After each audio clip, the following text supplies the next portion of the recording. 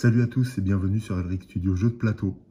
De retour pour notre partie de Legendary Encounters Alien sur la planète LV427 et la base Hadley Hope.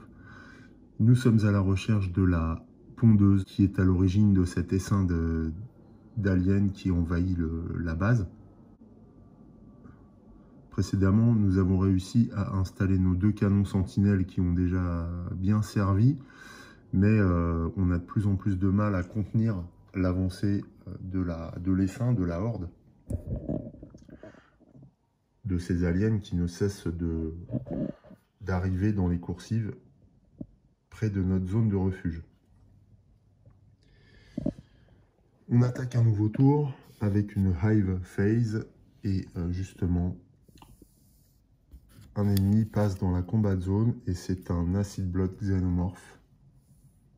Voilà, qui franchit nos défenses, face auxquelles nous allons devoir combattre. Une carte arrive dans le Ventilation Shaft, donc on voit que là, la situation se tend beaucoup. Alors j'ai mis deux petits cubes ici pour me souvenir que grâce aux Sentry Guns, l'ennemi présent dans le airlock ou dans le medlab est affaibli de deux dégâts en fait déjà.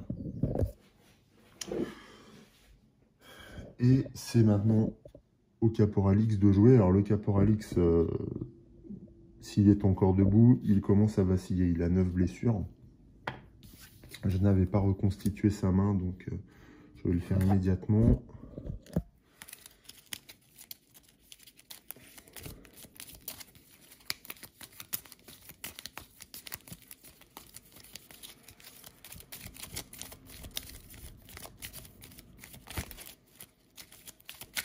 Voilà. 1, 2, 3, 4, 5. Alors là, il faudrait que j'ai des cartes un peu plus fortes pour combattre les ennemis.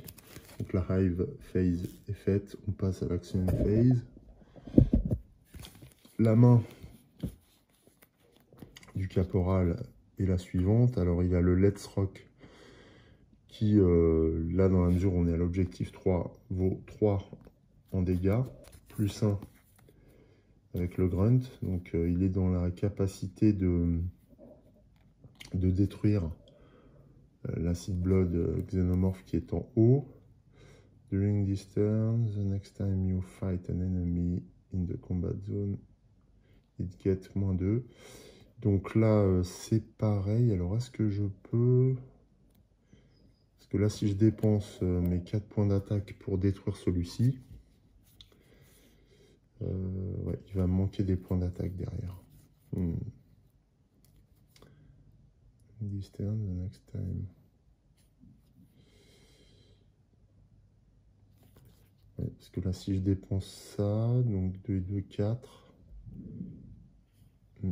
Non, je ne vais pas pouvoir combiner. Là, j'ai... Ah, mais non. Non, c'est bon, ça.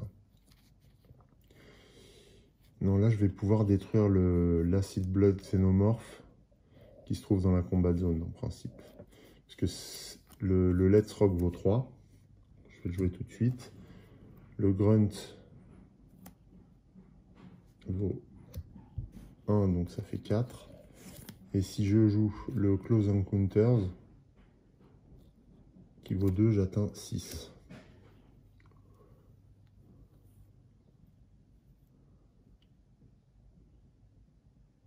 Cependant, quand la créature est tuée, je vais piocher une carte Strike, ce qui n'est pas excellent. Il va me rester 3 dans la main.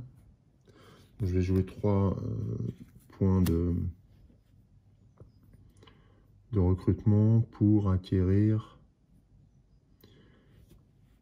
I Will Never Leave You dans le marché. Donc c'est une carte de type Vigilant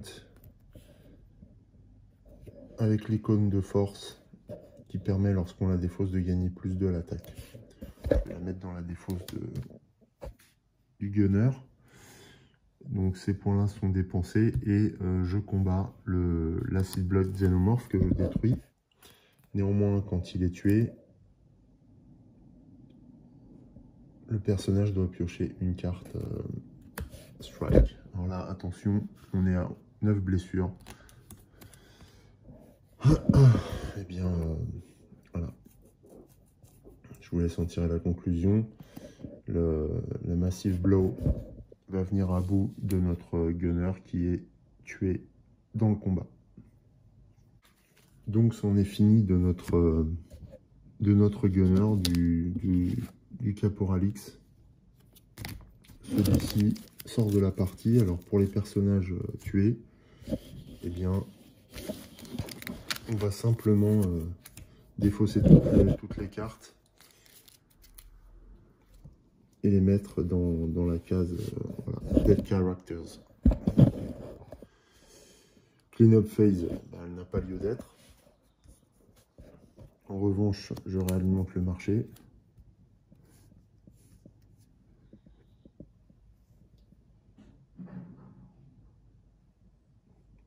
Et je passe au tour de replay.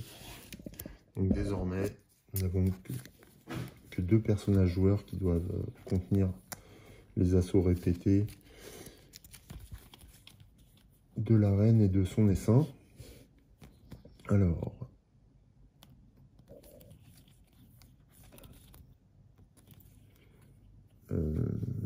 Ripley a principalement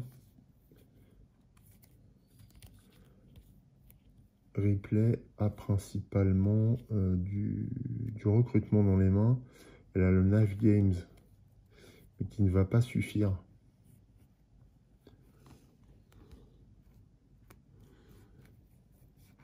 Pour vaincre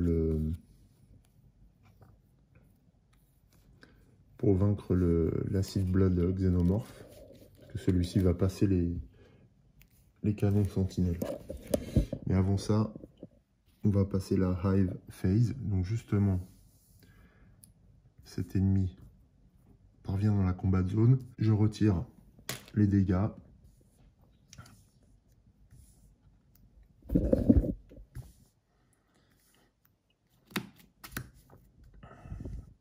Et la pression augmente encore et encore, inlassablement. Sachant qu'en plus la force des ennemis s'accroît aussi. Alors Ripley n'est atteinte que d'une légère blessure. C'est le bon côté. Il n'a que 1 point de dégâts pour l'instant. Donc on va voir comment se débrouiller là-dessus. Ah, c'est dommage hein, parce qu'elle a 5 en combat. Elle ne va pas pouvoir en faire grand-chose.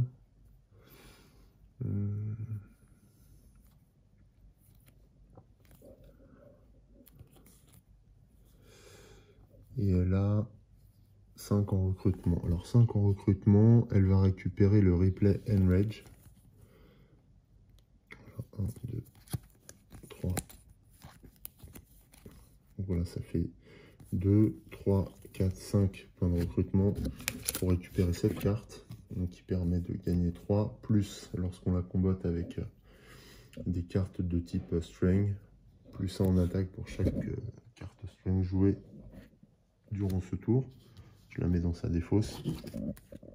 Il lui reste 5 points d'attaque. Ce qui est vraiment calamiteux dans le sens où... eh bien, dans le sens où je ne peux pas faire grand chose. Donc je vais quand même scanner le Medlab en jouant cette carte-là. C'est Newt. Ah. Reveal. If Newt is in the complex, choose the player to gain her, otherwise kill her. D'accord, donc là, l'avantage c'est que c'est Ripley qui retrouve Newt. Et donc comme elle la gagne, on va... alors pourquoi il y a un point de recrutement là? to gain her. Donc il n'y a pas besoin de payer. Je vais la mettre dans sa défausse et donc elle aura une carte de plus à son actif. C'est bien, ça libère un peu le complexe. Ce grunt ne va pas me servir, donc je vais le jouer simplement. Voilà. On arrive à la strike phase du tour de replay. Il y a un ennemi, donc celle-ci va subir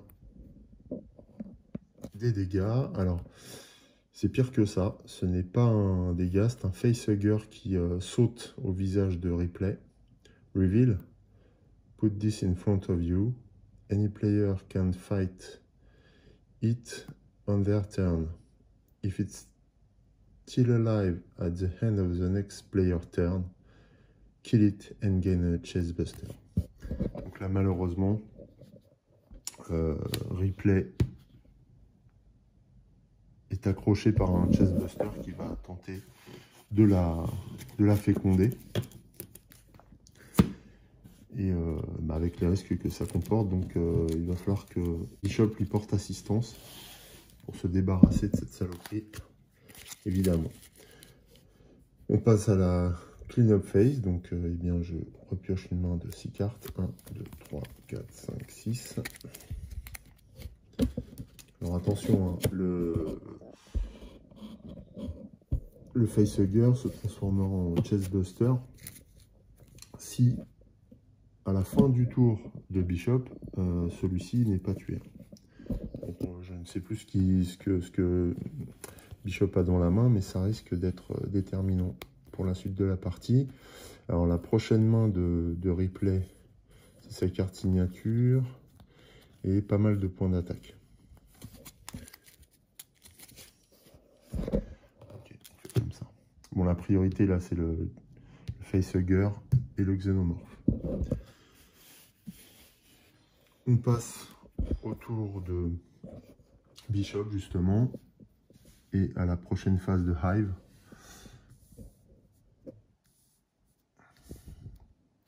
Donc ça arrive encore dans les coursives là.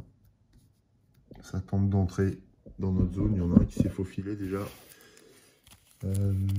Oh bah on va pas être très bien. Alors ah ouais non, pas bien du tout. Oh là là, c'est une cata. C'est une cata cette main.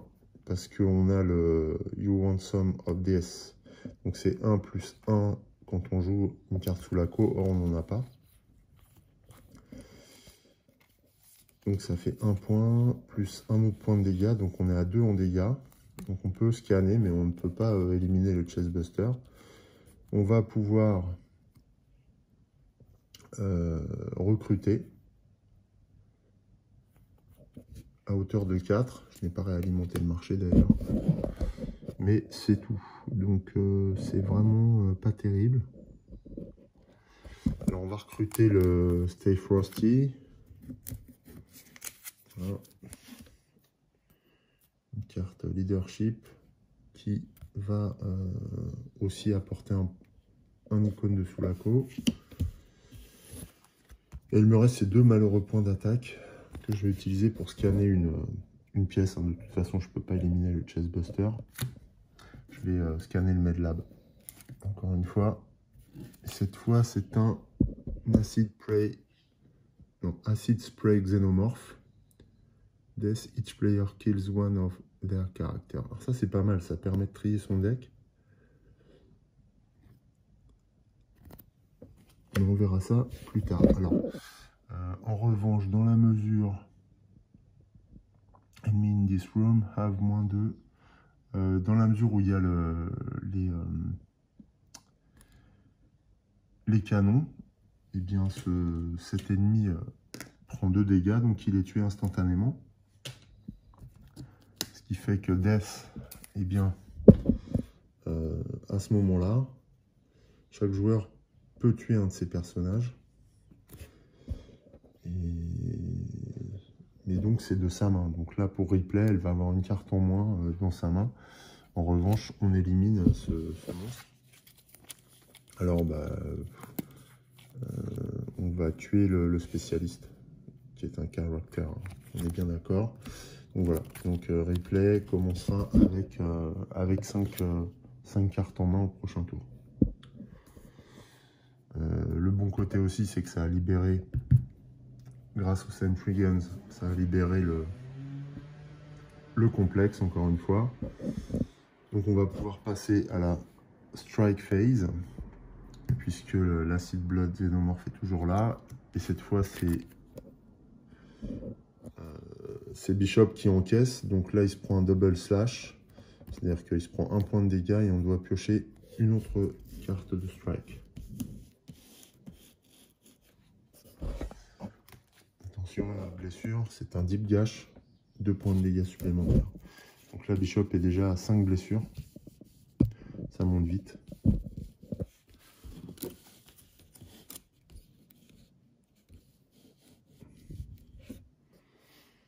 Ça monte très très vite. La strike phase est terminée. On défausse tout ça, on passe à la clean-up phase.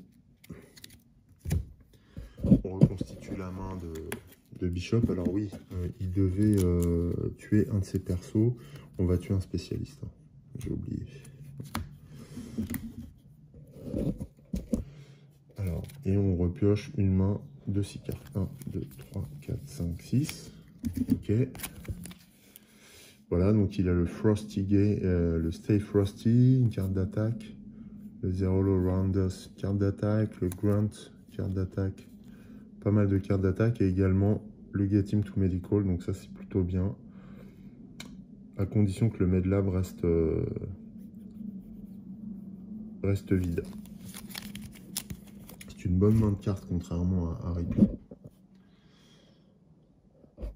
Le tour de Bishop est fini, on repasse tout de suite à replay. Alors évidemment, on commence par le facehugger. Voilà. If it's still alive at the end of the next player's turn, kill it and gain a chestbuster from the archery. Donc ça, c'est ce qu'on redoute hein, quand on joue directement. Et on récupère un facehugger de la archery. C'est-à-dire que ça y est, replay est contaminé. Donc, when you gain this, kill all facehugger in front of you, while this in your deck, or discard pile, enemies won't strike you. Donc ça c'est bien, on n'est pas attaqué. And new facehugger will jump onto the next player. When you draw this, you suffer extreme pain and die. Donc ça veut dire que là on va mettre ça dans notre défausse, et quand on la pioche, eh bien notre cage thoracique explose pour laisser apparaître un embryon d'alien, et il en est terminé du lieutenant Ripley. Il n'y a pas vraiment d'autre solution en plus. Je vais réalimenter le marché. Ouais, donc là la partie est en train de tourner court évidemment. On est passé de 3 personnages à presque 1. J'ai tiré un nouveau Close Encounter. On passe à une nouvelle phase de Hive.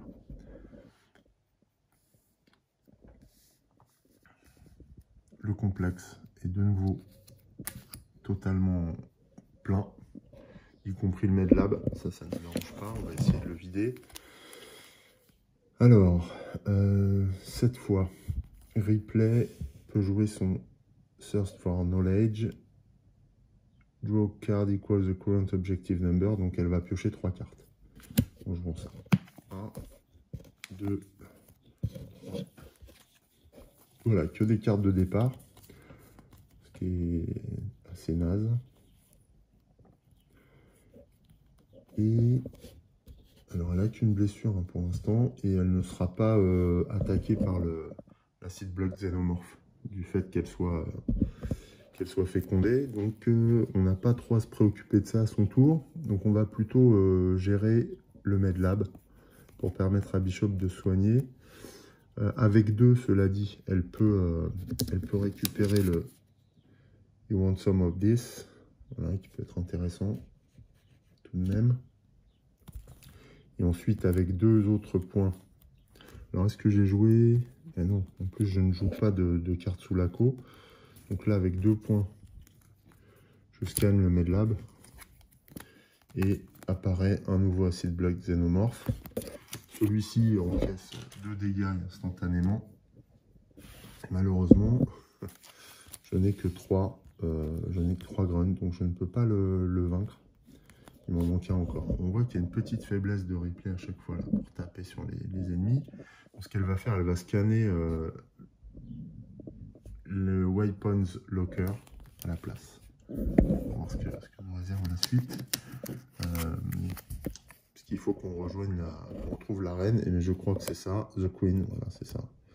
Reveal. Each player puts a random character that cost 1 or more from their discard pile into operation as a captive. Ouais, là, on est un peu subjugué par la vision de la reine, et on bouge pas trop parce qu'elle se veut menaçante, et si on bouge, elle va répliquer, alors que si on bouge pas, elle hésite à nous attaquer parce qu'on est dans le nid toujours. Donc ça renvoie, cette carte renvoie à la scène où Ripley est avec son lance-flamme face aux œufs et à la reine, et qu'il y a une espèce de balance de force qui se déroule. Une espèce de tractation entre la reine et Ripley, mais alors la reine ne peut pas être tuée tant qu'il y a au moins une carte captive dans la zone Operation. Strike, the night player also receives a strike. Ah ouais, en plus Bishop va être blessé. Comment on libère une carte déjà? Je me souviens plus. Il faut regarder sur l'objectif, je pense. Donc voilà, donc là il y a la reine. Reveal. Each player put a random character that cost 1 or more. Ok. Donc, alors un random caractère de ma main, je présume. Donc il faut que je remélange tout ça.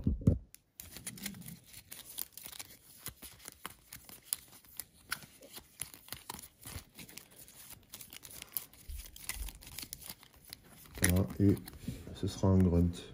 Et pour Bishop, lui, par contre, je prends dans sa main pour le prochain tour, ce qui est nettement moins confortable. Et c'est également un grunt. Ok.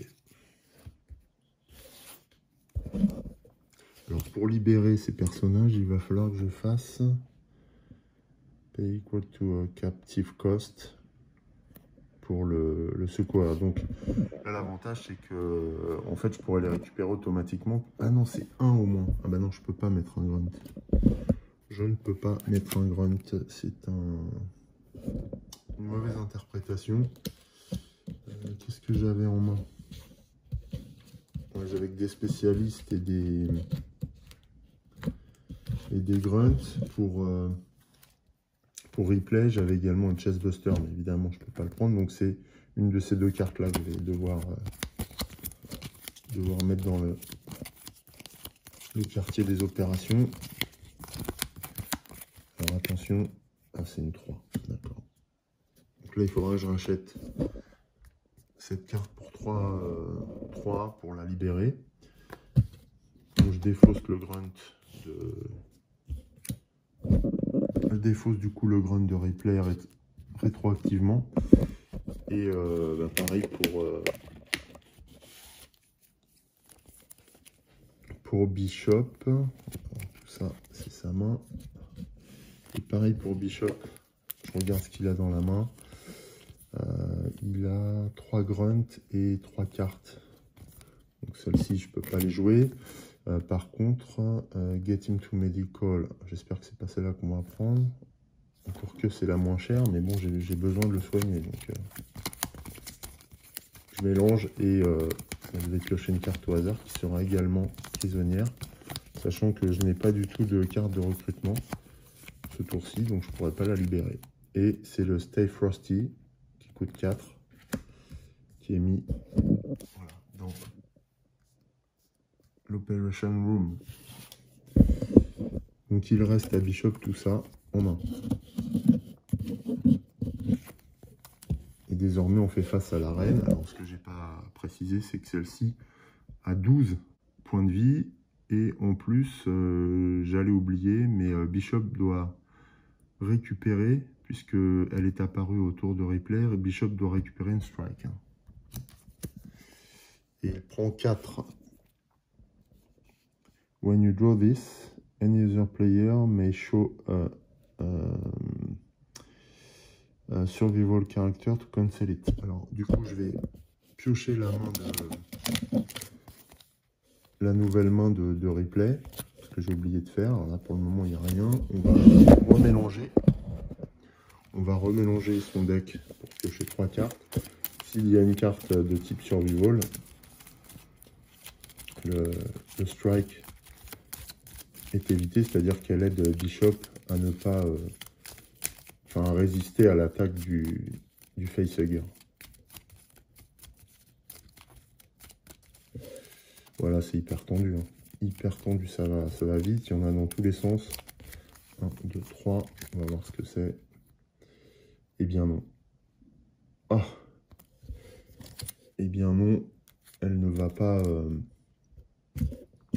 pouvoir aider Bishop. Et en plus, à son tour, elle va mourir.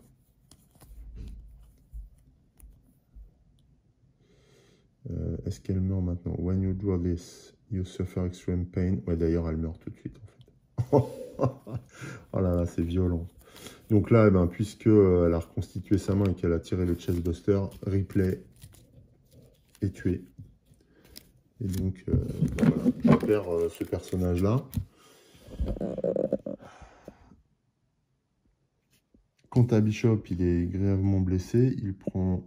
Donc il avait 5 blessures plus 4, il est à 9. Il lui reste 12. Alors à ce jeu, tant qu'on a un personnage vivant, on peut continuer à essayer d'avancer. Mais ça va être extrêmement compliqué, bien sûr, puisque Bishop se retrouve tout seul, avec ses moindres moyens. Alors ce qu'il va faire, c'est qu'il va éliminer avec 2 grunts et un there all around us. Il va éliminer l'acid blood xénomorphe qui est ici, face au canon, dans le Medlab. Ça c'est bon. Alors, quand il est tué, eh bien, en plus, Bishop doit piocher une strike à cause des projections d'acide. Et là, de toute façon, c'est terminé, puisque c'est un brutal puncture qui arrive. Et donc, c'est 3 points de dégâts supplémentaires infligés à Bishop. Donc, celui-ci est coupé en 2, hein, comme ici. Il est tué instantanément. Et la partie s'arrête violemment, brutalement, sans qu'on puisse aller plus loin. Les aliens ont gagné la partie. Par conséquent, on se retrouve tout de suite pour une conclusion. Et voilà, ça résume bien ce qu'est Legendary Encounters Alien. C'est-à-dire qu'on peut tout à fait mener une partie relativement convenablement jusqu'à un certain point où tout bascule. Et à ce moment-là, d'un simple revers, les aliens balayent notre escouade en un tour. Hein. Là, c'est quasiment en un tour qu'on a été éliminé. Puisque, eh bien, voilà, il y a les facehuggers, les chestbusters, les différents ennemis. Voilà, là, durant cette partie, on a ces acid blood xénomorphes qui sont vraiment ultra puissants, qui infligent des blessures même quand on les tue. C'est vrai qu'ils ont une sale trogne et ne pardonnent pas. Alors, bien sûr, on a à peine eu le temps d'entrevoir la reine que son essaim était sur nous et qu'on n'a rien pu faire. Je me demande ce qu'il restait après dans le deck de Hive. On va regarder. Oula, qu'est-ce que c'est que ça? Bah, il y avait encore plus gros. En fait, on aurait eu différents ennemis. Là, par exemple, on a le Xenomorph Snatcher. Donc voilà, là, on a un déchaînement et un déferlement d'effets qui nous aurait de toute façon laminé. J'avais remarqué que cette partie était difficile, hein, parce que j'avais déjà joué, j'avais déjà fait quelques parties sans pouvoir atteindre ce niveau d'avancement dans l'aventure. Mais je m'étais déjà rendu compte que, en effet, elle était ultra tendue et ça se vérifie, hein. Là, je suis très très loin d'atteindre la suite. D'autant que si on regarde encore dans le Hive, il y avait un événement, ensuite un autre Rolling Xenomorph. Bon, ça c'est pas encore trop méchant. Un Hazard, alors je sais plus ce que c'est les Hazards après. Bon, je vais peut-être pas tout spoiler, on verra ça une autre fois. Un Xenomorph Stalker, voilà. Quand il est dans le complexe, il peut pas être combattu. S'il y a des cartes cachées à côté de lui, donc même s'il a un, il peut rapidement arriver dans le combat de zone. On a Carter Burke. Ah oui, alors lui, c'est le représentant de la compagnie qui joue contre nous en plus. Kill each character in the HQ. Ouais, donc on ne peut pas faire de phase d'achat quand il est révélé. Un autre Xenomorph Snatcher. Encore un autre événement. Ouais, bon, enfin bon, c'est ultra difficile, hein. La fin est vraiment ultra difficile. Ok, donc voilà, bah écoutez, comme ça vous donne une petite idée de ce qui se passe dans ce second épisode de la saga. Ramené à une partie de Legendary Encounter Aliens, moi personnellement c'est un jeu que j'adore, hein, auquel j'adhère, j'ai envie de faire des parties les unes après les autres. Je pense que je reprendrai maintenant, celle-ci est vraiment, je la trouve vraiment difficile, sachant que pour l'instant je n'ai pas joué ou je n'ai pas encore testé les autres épisodes. D'ailleurs, ça m'amène à vous parler de ce qui va arriver sur la chaîne à ce propos, puisque j'ai commandé une extension dont j'ai parlé dans la page de communauté et qui sera l'objet d'une prochaine partie de Legendary Encounter sur la chaîne. Sur la page de communauté de la chaîne, vous avez toutes les informations. Donc, bien écoutez, on se retrouve bientôt du coup pour une revanche, on va dire, sur Legendary Encounters. En attendant, je vous souhaite une très belle journée. Je vous dis à très bientôt pour de nouvelles aventures. Portez-vous bien. Salut!